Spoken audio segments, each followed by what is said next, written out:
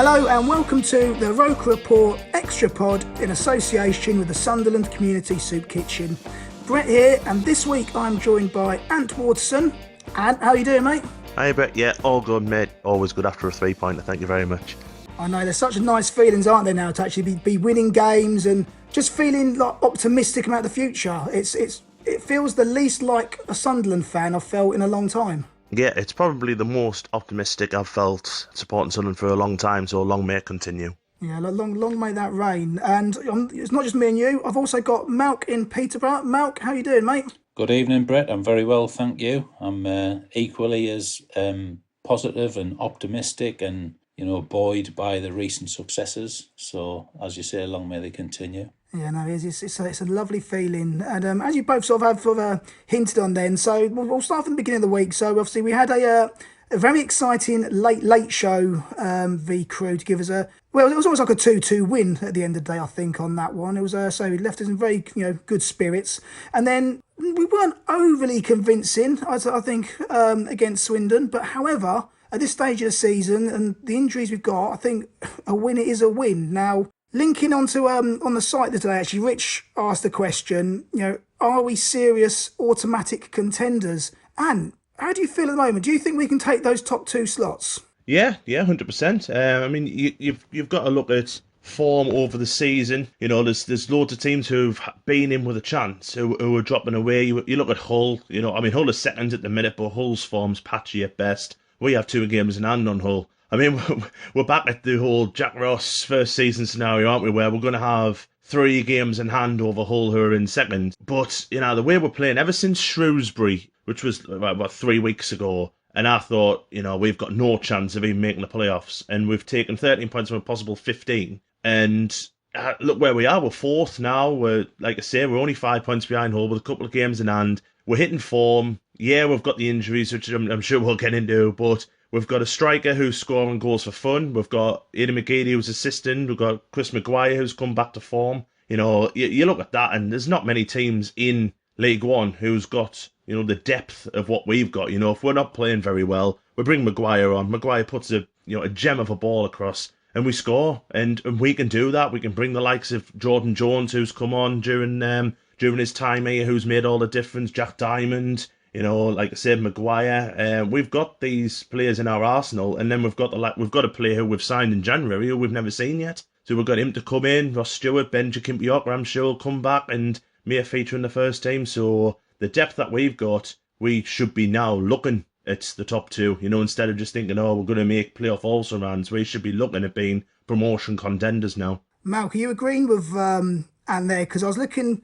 at the fixture list, and although obviously we've got Rochdale this weekend, who are struggling, after that, not including the Tranmere game, it goes sort of Portsmouth, Accrington Stanley, Lincoln, and then you've got Bristol, and then Oxford, Peterborough. So there's 5 top 10 teams in the next 6 games. Do you think, with what's going on with the squad at the moment, we can make those top 2s?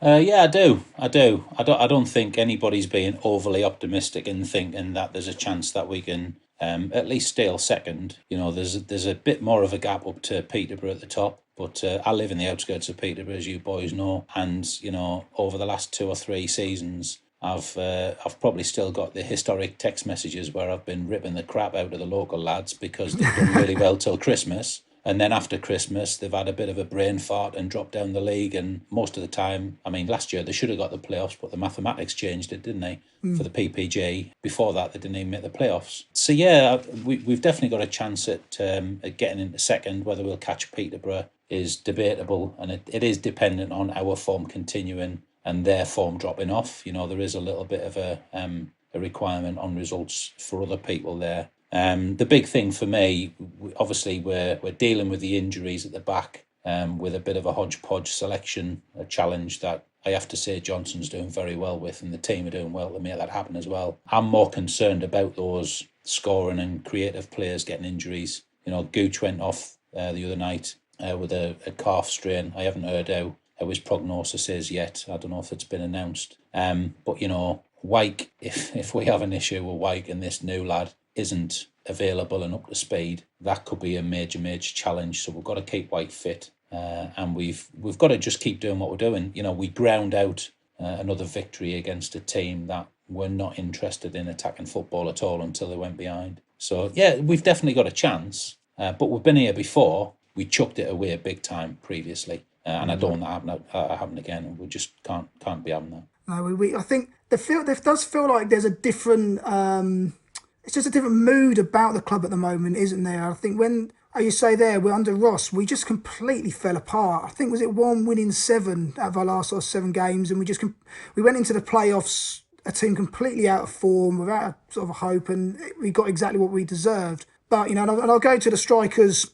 a little bit later, but, look at the back four, and as you say, it is a hodgepodge sort of team at the back there at the moment. Obviously, I think there's no one sort of moving Burge out of goal as it stands. But looking at the back four itself now, unfortunately, Conor McLaughlin's now on the injury list for probably up to about a month. So he's now joined Willis, Wright, Flanagan. They're just dropping like flies at the back there. So as it stands, and I don't know what your feelings would be on sort of Saturday's game. Would you try and go for a back four again, and which would most likely be Power, Sanderson, O'Nien, and then McFadzean / Vokins? Or would you try something a little bit different? I was literally just about to say how Luke O'Nien can be, so natural playing out of position, but Callum McFadzean, who is a left back, can't play left back. It's crazy, isn't it? You know what? I would be tempted to bring in Younger, the lad we got from Burnley. He's the under 23s. I'd be tempted to give him a go. For me, if you're good enough, you're old enough. So I'd rather have him in. And you know what? If they don't trust Vokins, I know the lads on the React pod said this.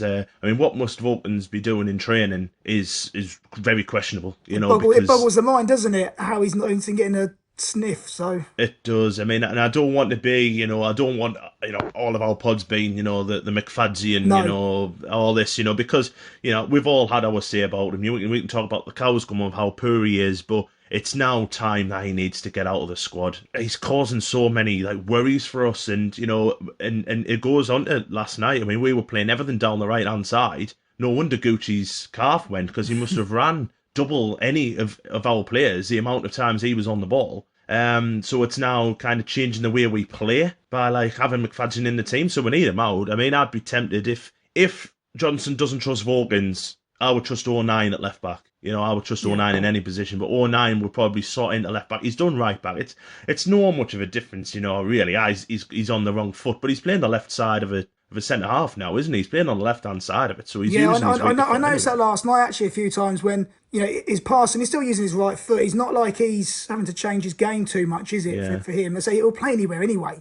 Yeah, exactly. The only thing that would cause if the defence are going down on his weaker foot, but you're putting a sliding tackle on your left foot, he shouldn't be too bad. But I would be tempted to bring Younger in, see what he's like. We've got nothing really to lose on Saturday. I think whatever team we put out against Rochdale, we should be looking to beat them. So it might not matter of who's playing left back, who's playing centre half. If Younger has a quiet game or whatever, and he's got one of the best defenders in the league alongside him in Dion Sanderson, who's just looking better and better every game. So surely that would be a great chance for him to make his debut under such a class player and learn a lot from such a class player. No, definitely. And there's also it's interesting you bring up having the youngsters or younger in particular coming through, because I know Johnson did make the comment that 3 or 4 players could actually play themselves into Wembley appearances as it stands, because obviously Sanderson can't play at Wembley anyway. So if we don't bring someone else in, there could be someone like Younger all of a sudden making his debut at Wembley. You never know. Malc, what would you do with that back four? So let's be straight, right? If we lose at Wembley, we'll not be there. We won't have spent hundreds of pounds getting there, getting back, and getting on the lash.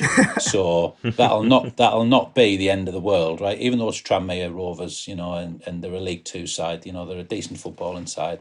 The focus has got to be on the league. Of course. If he wants to bring kids in and let them have a go at Wembley, I'd much rather we learn a lesson at Wembley and lose the Papa John's Trophy final and still go up than the other way around. Mm-hmm. So let's give it a try at Wembley if we need to. In the league games with that back four, Sanderson, as you say, Ant, has been immense. He's attracting attention from Premier League clubs now, which is no surprise. So we've got to make the most of him while he lasts. I'm not a million miles away from Anthony's comments about bringing in younger. He's got to have a go. If we don't really try and use defensive players for defensive roles, then we're going to have an issue where we could get an injury in defence and it takes out a midfielder or a winger that's out of position, and then we're creating problems in other parts of the park as well. So I would give Younger a go. He played in, was it the 8-1 against Villa, or the one before that, maybe Port Vale in the Checkatrade run.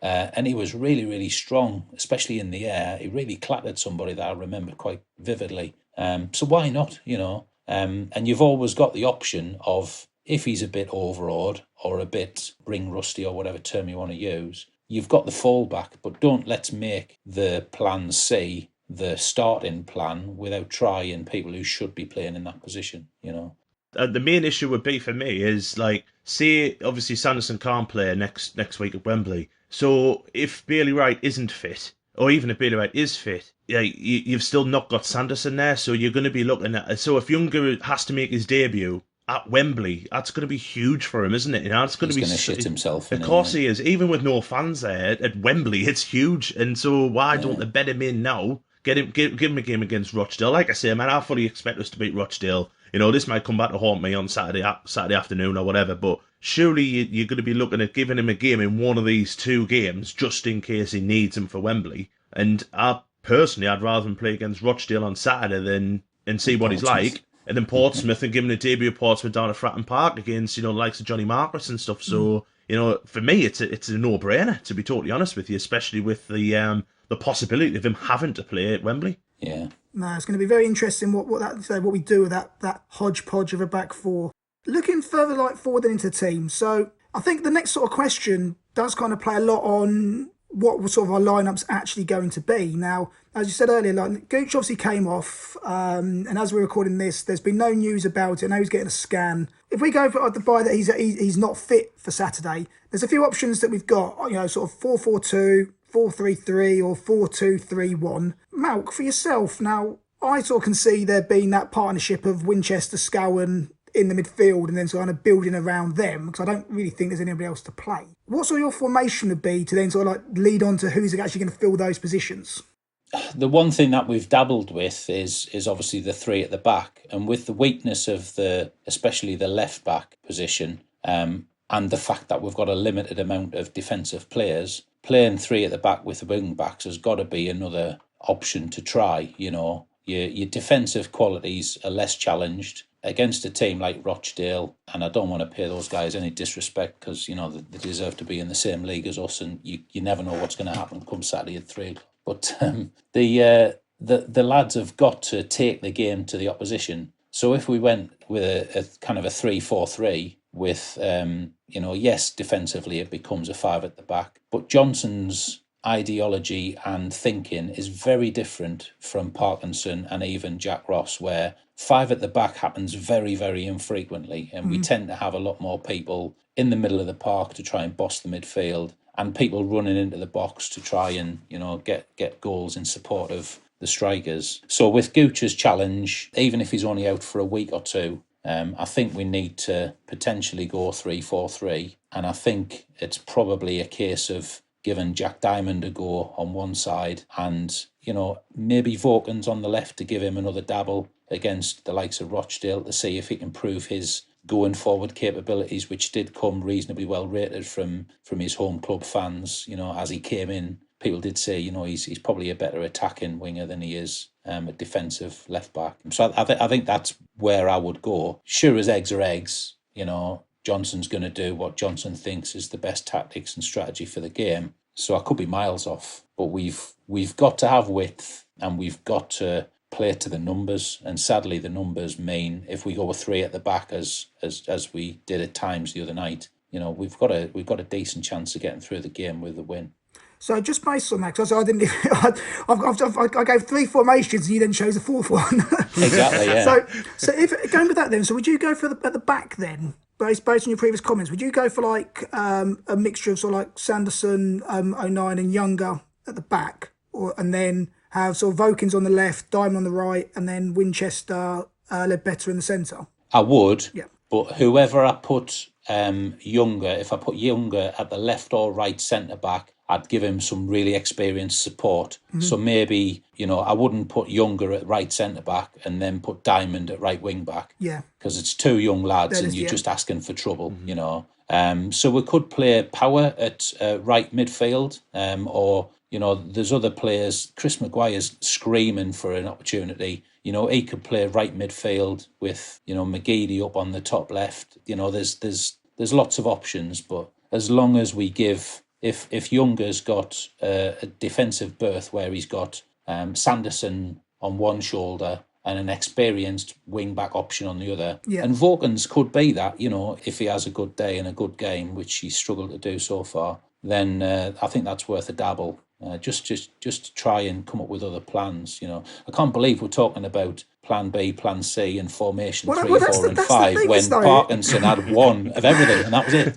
I'll tell you what, these pods used to be so easy. Like I say, so we pretty much know what Parkinson's going to play. What do you think the score is? Thanks for listening. Yeah, exactly. How rich is the conversation now? Do you know what I mean? I've taken my socks off to try and work out some numbers here.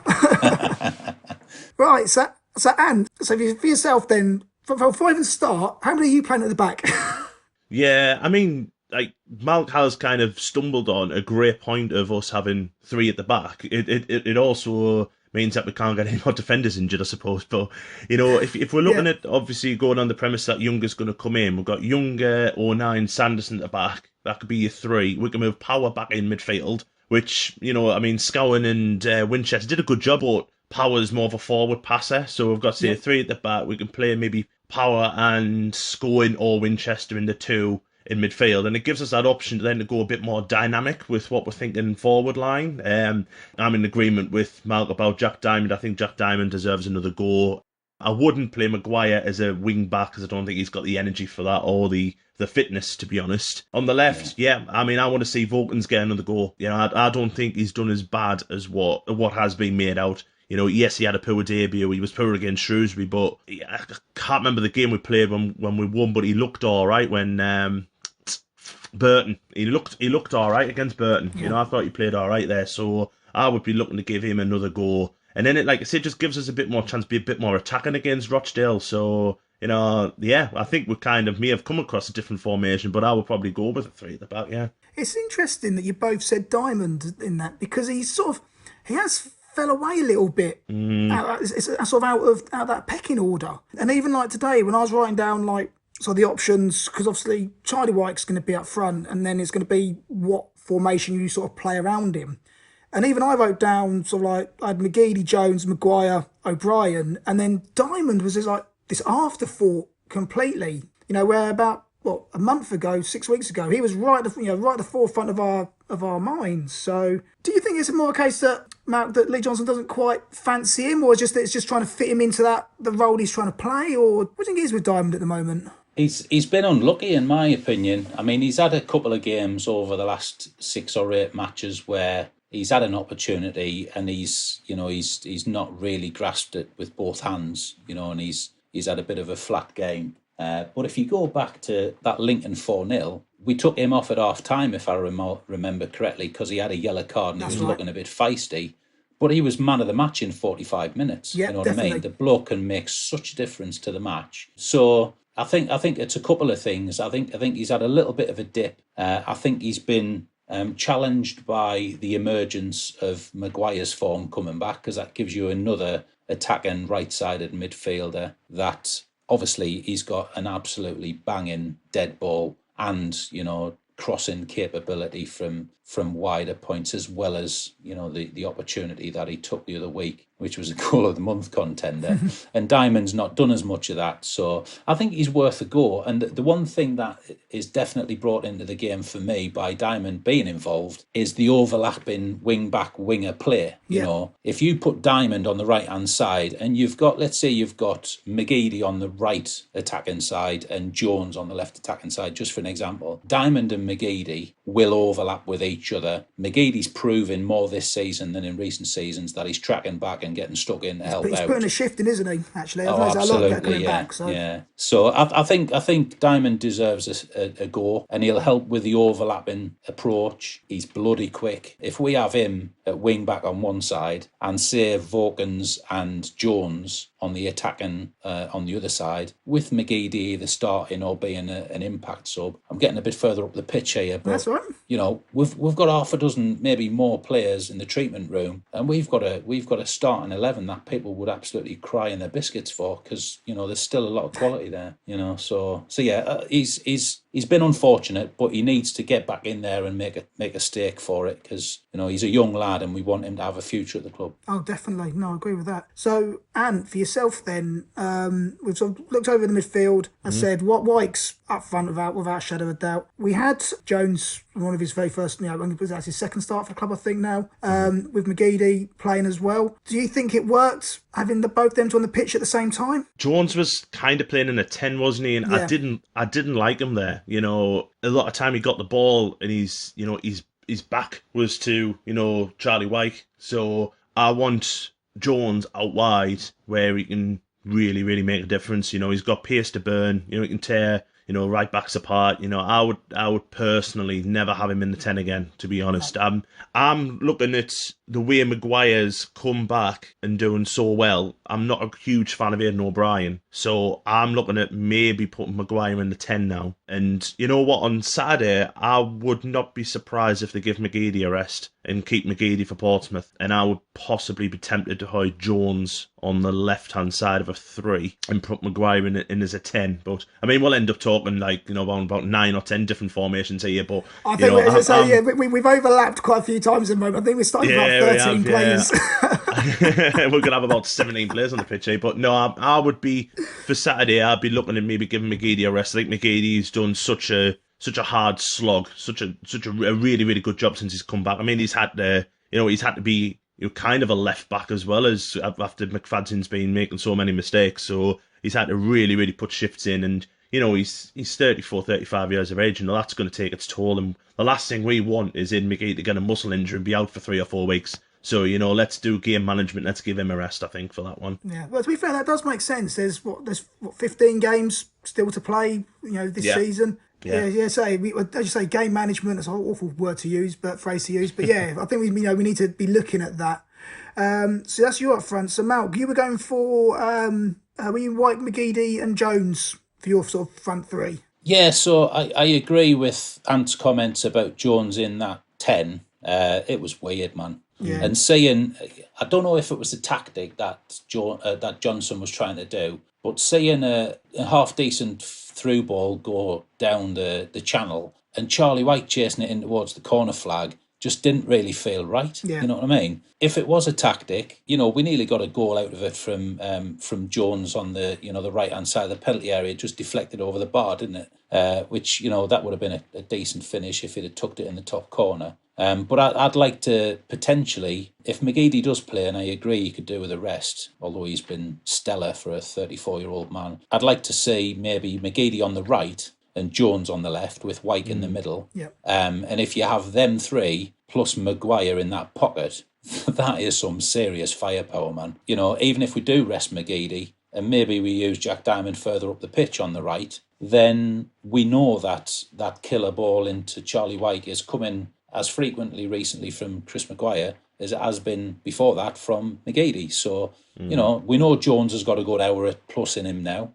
His match fitness is increasing. If you like, put Maguire in the pocket and have Jones down the left-hand side and then put McGeady on for the last 15 just to keep him fresh and make sure he doesn't get injured and stuff like that. I don't know. Yeah, it's an opportunity, this match, I think, where we've got to outscore them. Yeah. You know, they are a footballing side, even though they're not in the best place in the league. We've got to outscore them. We might let goals in because of our defensive challenges. So it's got to be attack-focused. And once we get 1 or 2 up, then maybe that's the time to chuck Younger on and try that out for half an hour, 45 minutes, you know, and try some of the other options. I don't know. Just going back to Maguire there, it's great to have him back in the team. He almost feels a little bit like now he's a new signing, where he's been out of the team for so long. You know, to come back in really sort of firing fit. I think I heard on the ratings pod, his first start under Johnson was the Wigan game, and so his only start. Yeah. And I couldn't believe that when I heard that. You know, so for him to come back now, he looks like he's got a bit of fire in his belly. You know,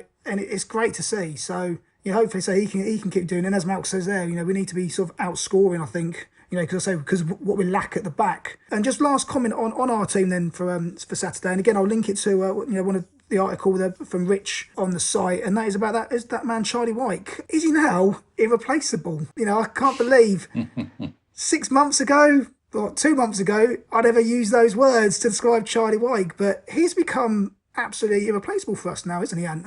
Oh yeah, I mean, to answer the question at the minute, is he irreplaceable? Well, yes, at the minute he's our only fit striker. So you know what I mean. I've been on countless pods this season, and I've always kind of defended Charlie Wyke, and I don't know why.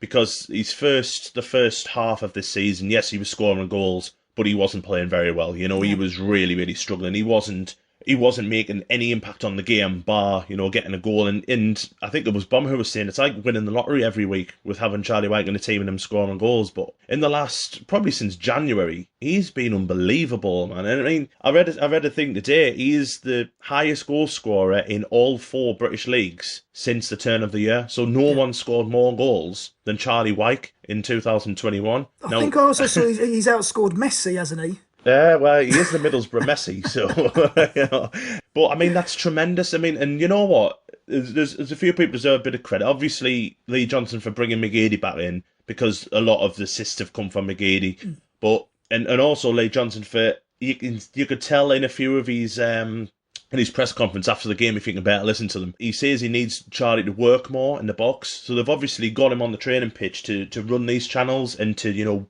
work with the ball a bit harder, and it's really bearing fruit. I mean, that goal he scored last night, he would never have scored that before Christmas. He wouldn't have been anywhere near it. He shrugs his marker off, he runs across, and it's a brilliant ball, but it still needs to get put in, and it's a fantastic header. It's a great header, and he's scoring all sorts of different type of goals. I mean, the Lincoln header, and that was a tremendous header, and he's scoring from his feet first time. Like the Ipswich goal sort of thing, wasn't it? So he's I think what it is, when he came, we looked at him as a little bit like he's just a target man, wasn't he? Almost, he needs a little striker to play alongside him, like a poor man's Quinn Phillips almost. But he's not that player, is he? He's not in that mould. No, and I think what as well is with this season is, I mean, we starting this season, Will Grigg was the first kind of striker we used. Against Hull, obviously he got 2 goals disallowed, a little bit unlucky, he missed a penalty, and then we signed Danny Graham. So then we were trying to work on it with Danny Graham, and now all this is while Charlie Wyke was still recovering from an injury. Yeah. So it might have been when Parkinson obviously had Charlie Wyke as his first choice striker, but Charlie was still working his way back into match fitness really. So maybe it was that you're getting up to speed. But I mean, I'll be the first one to say he wasn't good enough. He hasn't been good enough. But since the turn of the year, it is a different player, completely different player, and it's fair credit to him. And he now would be. I now wrote an article about the players I would let go in the end of the season because he's out of contract, and I was like, I was all for just get rid of him. He's not good enough. But I would be, if we got promoted, I'd be more than happy to have Charlie Wyke as one of our strikers. I think he deserves that chance.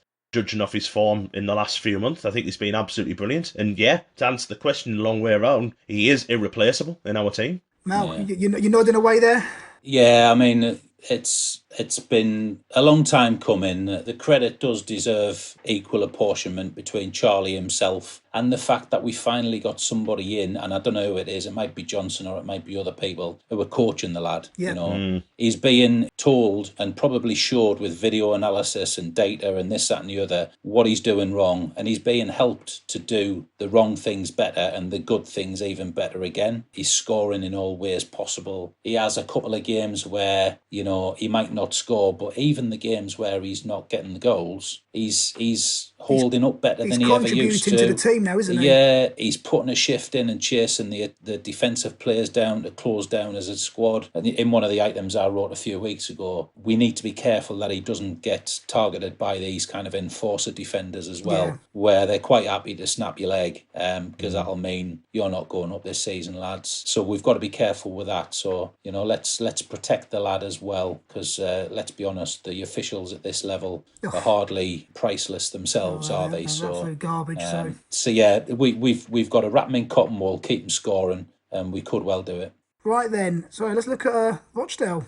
They are coming off the back of a 2-0 defeat to Hull. They had Shaughnessy sent off. They currently sit second off bottom. So their last 5 games, they've obviously say 2-0 defeat to Hull, also 2-0 defeat to Burton, followed by 2 0-0 draws to Plymouth and Northampton, and then a 1-0 defeat to Blackpool. So yeah, they're not in the best sort of form at the moment. Our previous result against them, though, saw us drawing 2-2. Wyke and Wright scoring for us, and Matty Lund scoring twice for them. One sort of key player they've got, or say key player, most notable, is Paul McShane, obviously from who shone at a stadium of lights, for want of a better phrase. It's a rusty key, if anything else.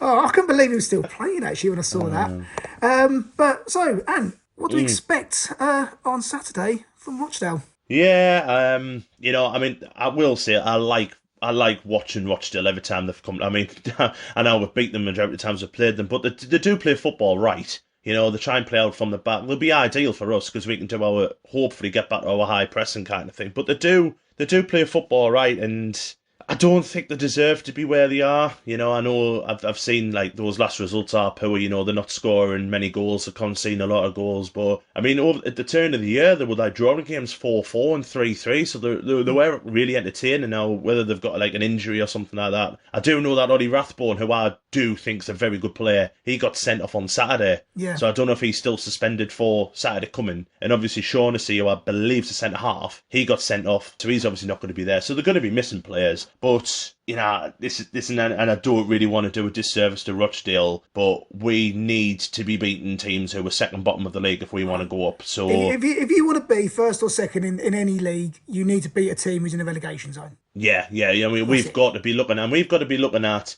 putting a marker on them. You know, I think we beat them last year. We beat them 3-0. We were out of sight by half time, and the season before was exactly the same. You know, we need to be looking at getting out the traps early, putting a couple of goals past them, getting the confidence down, getting our confidence up. You know, we've gone over giving maybe Younger a chance, giving Jack Diamond a go. And if we are 2 or 3-0 up, these are the ideal chances because players are going to come on full of confidence. But, you know, we need to get out the traps, get an early couple of goals, hopefully, put them to bed, and then we can look at, you know, resting the likes of Charlie. We can even afford to bring Charlie Wyke off, you know what I mean? Yeah. You know, that'd be ideal, gives him a rest, gets him ready for Portsmouth. But, yeah, I mean, I'm treating this as a must-win game if we want to be in the top 2 come the end of the season. 100%. And Malc, yourself, what are you expecting of him on Saturday? Yeah, it's a shame. I agree with a lot of the sentiment that Ant's expressed there. You know, they do try and play football. And when you think of other clubs that, you know, kick people up in the air, kick the ball long and, you know, do, you know, very direct tactics, and they do well out of it in League One, it's almost disappointing for teams like Rochdale that they don't get more for what they're putting in. But yeah, the challenge that I think we're going to have to overcome, as we've touched on earlier in the game, is making sure that we respect their playing style, but that we also take them on at a craft that we should be superior at, because there's no room really for dropping points against people like this. And if we can, as Ant said, if we can get a convincing win on Saturday, maybe rest a couple of people for 25-30 minutes if we've got a commanding enough capability at that point. And, you know, Portsmouth just lost last night, which gave us a hand with the table situation. You know, maybe they'll get a draw, or maybe, you know, they could even lose again. I can't remember who they've got on Saturday, but I know they've got a tough run of games, including obviously us coming up. Then it keeps our spirits up, it keeps the momentum up. So yeah, I'd like us to beat them convincingly. I don't want to give them a hiding because they don't deserve it. And once we beat them, I want them to stay up because they're a football inside, and, you know, I wish them well because we need more football in this league rather than, you know, blokes who just kick the crap out of you and hump it along. It's a really nice away day as well, actually. You know, there's a lovely pub attached to the stadium on the end. You know, it's a really, really nice away day. You know, I really, really like going. And I don't want an away day there anymore. I was literally going to say, sure, we don't want to wait any more away days. Because we want to be in the Championship next season, don't we, young man? Unless you join me in the Cup or something. Get them in the League Cup, I have a nice little trip down. But yeah, it is nice. And they are a really well-run and properly run club. So, you know, I do wish them all the best, yeah. Apart from on Saturday when we put 3 or 4 past them, like. Yeah, absolutely. Well, after ending that Rochdale loving from you two, I've got to say, lastly today, wow to every single Sunderland supporter at the moment who has put money towards the Sunderland Together programme that's been sort of run at the moment in buying virtual Wembley tickets. That's going to go up 100,000, surely the minimum I think we're going to raise, which is frankly phenomenal. You know, you can buy an e-ticket for £5. You can get for £10 be sent a ticket in the post, and there's also virtual packages for £100. The money raised goes to the Foundation of Light, the Salvation Army, the Sunderland Food Bank, and Washington Mind. You just got to search for the hashtag Sunderland Together, and it just goes to show that for an area, and I use, obviously you can't see it, but inverted commas, that is a poorer part of the country, for want of a better word, to have that kind of generosity raised is absolute phenomenal, and it's a credit to every Sunderland supporter in the North East and anyone sort of around the world. So yeah, hats off to everyone who sort of put money in so far for that. So yeah, so if you can afford it, you know, say they're still raising money, which is great. But gentlemen, that is us. We're done for this week. Ant, thank you very much for coming on board. Yeah, nice to speak to you again, Brett. Thanks very much. Cheers, Mal. And Malc, it's always a pleasure speaking to yourself. Likewise, sir. Yeah, hopefully we'll have more positive extra pods to do very soon, and keep this positive momentum going. But been nice to have a chinwag with you fellas, and I wish I'd brought a bottle of beer on like you did, Brett. I'm very jealous. It's the only way I can do these. All of our whiteboards with the tactics on there. Should we play 3? Should we play 7 at the back? I think at the moment our formation for Saturday is about a 4-7-4. So yeah, let's see what happens. You can catch us always. Subscribe on Acast, Apple, Spotify, YouTube, and Amazon. As always, it's been an absolute pleasure talking to you guys. And we'll catch you later.